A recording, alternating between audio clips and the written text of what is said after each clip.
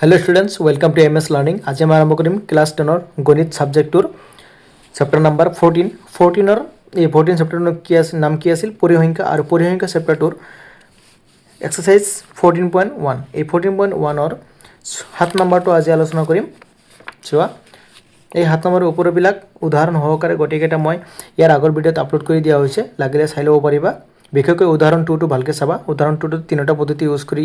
অংকটো কৰা হৈছে গতিকে তাত এইটো অংক চালে তুমি অতি সোনকালে বুজি পাবা বাকিবিলাক অংক তুমি এনেই অলপ বুজি পোৱাকৈ কৰিব পাৰিবা তাৰ মানে ঠিক আছে 7 নম্বৰটো চোৱা ইয়াত কি কৈছে বায়ুত সালফাৰ ডাই অক্সাইডৰ গাঢ়তা উলিয়াবলৈ এই প্ৰতি মিলিয়ন অংশত অৰ্থাৎ ppm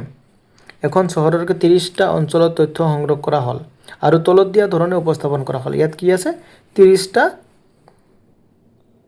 অঞ্চলৰ তথ্য সংগ্ৰহ কৰা হৈছে এনেকুৱা টাইপৰ ঠিক আছে এটো হল গাঢ়তা এটো হল অঞ্চলৰ সংখ্যা তাৰমানে বায়ুত সালফাৰ ডাই অক্সাইডৰ গাঢ়তা নিৰ্ণয় মাধ্য গাঢ়তা নিৰ্ণয় কৰা গতিকে তাৰমানে কি এটো টেবুলৰ পৰা আমি মাধ্য লব লাগে শ্ৰেণীতল দিয়া আছে বাৰম্বাৰতা দিয়া আছে ঠিক আছে আমি তা টেবুলটো বনাম কোনটো পদ্ধতি কৰিম এটো প্ৰথম পদ্ধতি কৰিম কিয় এইবিলাক একদম সৰু দিয়া আছে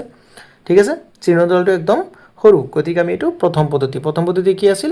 প্ৰত্যক্ষ পদ্ধতি ঠিক আছে চোৱা টেবুলটো আগতে বনাই ল'ব লাগিব আমি টেবুলটোৰ কাৰণে আমি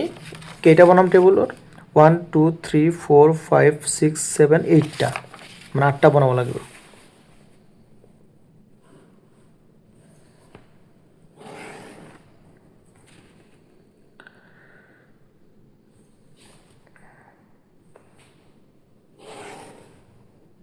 One, 2,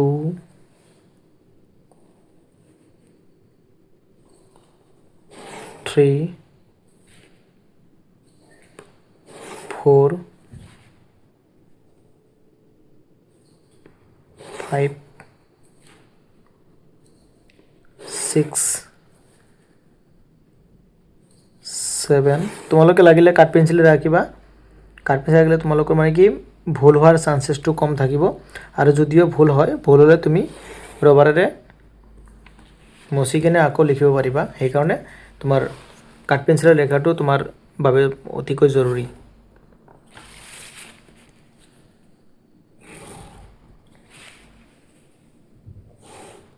এটো শ্ৰেণীতল এটো হ'ব fi এটো হ'ব xi ঠিক আছে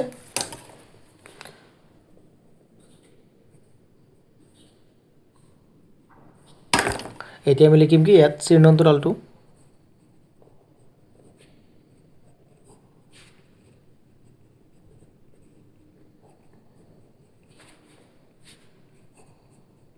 fi xi এটো হ'ব কি fi xi এতিয়া শ্ৰেণীতল কি দিয়া আছে চোৱা শ্ৰেণীতলটো কি দিয়া আছে এটো হ'ব শ্ৰেণীতল 0.00 পৰা 0.04 লৈকে আকৌ 0.04 ৰ পৰা 0.08 0.08 ৰ পৰা 0.12 0.12 ৰ পৰা 0.16 আকৌ 0.16 ৰ পৰা 0.20 0.20 ৰ পৰা 0.24 এটো হ'ব মুঠ আকৌ কি আছে বাৰম্বাৰতা দিয়া আছে বাৰম্বাৰতা কি দিয়া আছে 199242 199242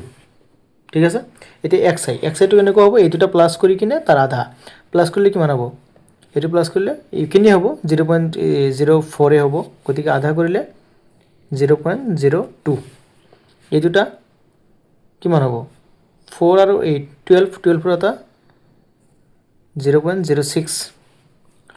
8 আৰু 20 ৰ এটা 0.010 মানে 0.010 নহয় 0.10 কিমানকে বাঢ়ি আছে 0.4 কে তাৰ পিছত এটো 12 আৰু 16 12 আৰু 16 প্লাছ কৰিলে কিমান হ'ব 16 আৰু 2 18 মানে 28 28 এটা 14 0.14 0.18 0.22 ঠিক আছে 22 মানে 20 আৰু 24 44 44 এটা 22 ঠিক আছে এতিয়া আমি পূৰণ কৰিম এইটো পূৰণ কৰিলে কি হ'ব 1 লগত এইটো পূৰণ কৰিলে এইটোৱে হ'ব 0.22 9 ৰ লগত 6 9 গুণ 54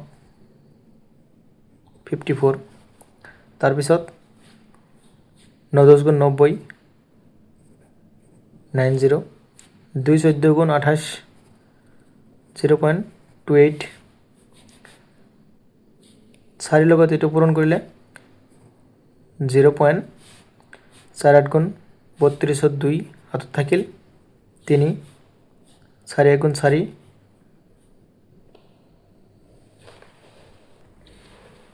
72 এইটোৰ লগত 2 into 2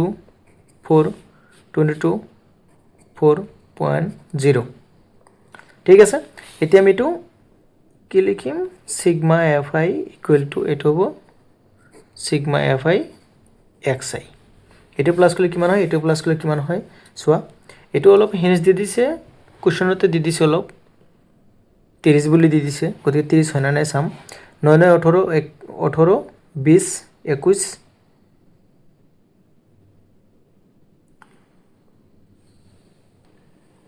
এইটো যোৱা কুৱেশ্যন এইটো নহয় এইটো 4 হ'ব ঠিক আছে মিষ্টেকলি হৈ গৈছে তাত 4 আছে কুৱেশ্যনত 4 আছে ইয়াত মই 1 দিছিলোঁ গতিকে 9 9 18 20 24 30 মানে 30 কথা আমাক কোৱাই আছে তাৰমানে ঠিক আছে আকৌ এইটো যদি আমি প্লাছ কৰোঁ কিমান হ'ব এইটো চোৱা প্লাছ কৰিলে কিমান হ'ব 6 7 8 16 20 20 ৰ পৰা 20 হ'ল 0 থাকিল কিমান 2 5 9 14 14 15 16 17 18 19 20 20 আৰু 27 29 গতিকে 29 হ'লে 2 9 আৰু পইণ্ট হ'ল ইয়াত ঠিক আছে ইয়াত দিয়া আছে কি তেনেহ'লে এতিয়া ইয়াত sigma F I equal to কিমান 30 sigma F I x I equal to 2.9 ঠিক আছে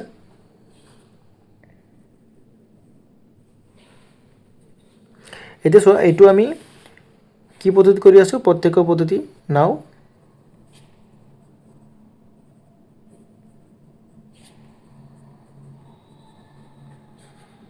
পদ্ধতি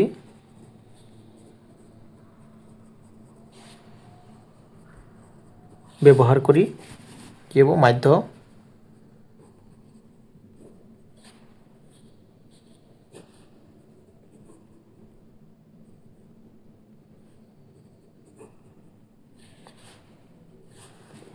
চোৱা এইটোৰ ভ্যালু কি আছে 2.9 যদি তুমি কোৱা যে ইয়াত 0 দি দিম 0 দিব পাৰিবা প্ৰবলেম নাই যেহেতু দশমিকৰ পিছত 0 প্ৰবলেম 0 নাই গতিকে এই দশমিকৰ পিছত 0 ভ্যালু নাই গতিকে নিদিলেও প্ৰবলেম নাই তলত আছিল কি 30 এটা চোৱা তুমি যদি হৰণ কৰা 0 0 টো কেনসেল হৈ যাব এতিয়া 3 ৰে এইটোক হৰণ কৰিম আমি 2 9 ক কিৰে হৰণ 3 ৰে 3 29 ৰ ভিতৰত কেইবা 2 ৰ ভিতৰত না যায় গতিকে 29 ৰ ভিতৰত যাব